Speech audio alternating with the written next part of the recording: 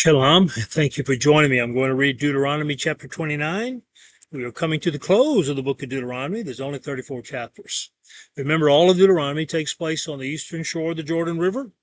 And this is Moses now recounting in his last hours of his life all the acts that God has done and all of the laws that God has recited. So let's join Moses as he speaks in chapter 29. Ready?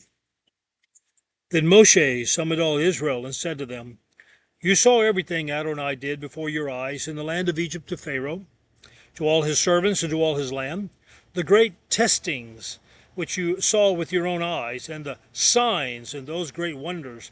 Nevertheless, to this day, Adonai has not given you a heart to understand, eyes to see, or ears to hear. I led you 40 years in the desert. Neither the clothes on your body nor the clothes on your feet wore out. You didn't eat bread, and you didn't drink wine or other intoxicating liquor. This was so that you would know that I am Adonai your God. When you arrived at this place, Shihon, the king of Heshbon, and Og, the king of Bashan, advanced against us in battle, and we defeated them, took their land, and gave it as an inheritance to the Reubeni, and the Gadi, and the Manasseh." That's Reuben, Gad, and Manasseh. "Therefore, observe the words of this covenant and obey them so that you can make everything you do prosper.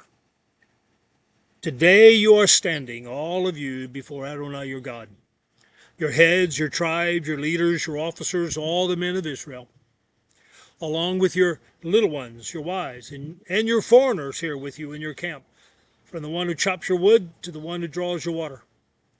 The purpose is that you should enter into the covenant of Adonai your God and into his oath, which Adonai your God is making with you today, so that he can establish you today for himself as a people, so that for you he will be God, as he said to you, and as he swore to your ancestors, Abraham, Yitzchak, and Yaakov." That's Abraham, Isaac, and Jacob.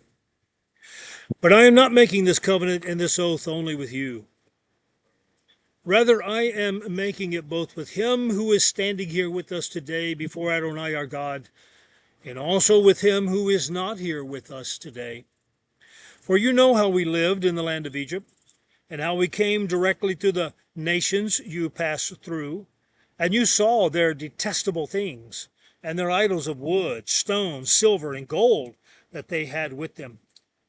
So let there not be among you a man, woman, family, or tribe whose heart turns away from Adonai, our God, to go and serve the gods of these nations. Let there not be among you a root bearing such bitter poison and wormwood. If there is such a person, when he hears the words of this curse, he will bless himself secretly, saying to himself, 'I will be all right, even though I will stubbornly keep doing whatever I feel like doing, so that I, although sinful, will be added to the righteous.'" Literally in the Hebrew, "I who is dry will be added to the water." Interesting. "But Adonai will not forgive him. Rather, the anger and jealousy of Adonai will blaze up against that person. Every curse written in this book will be upon him. Adonai will blot out his name from under heaven. Adonai will single him out from all the tribes of Israel to experience what is bad and all the curses of the covenant written in this book of the Torah.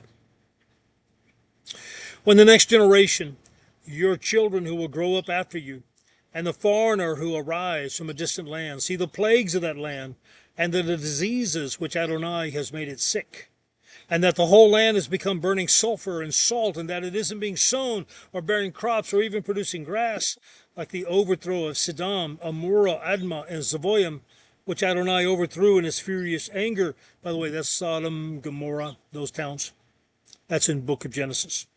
Verse 24, "Then all the nations will ask, 'Why did Adonai do this to this land? What is the meaning of such frenzied, furious anger?'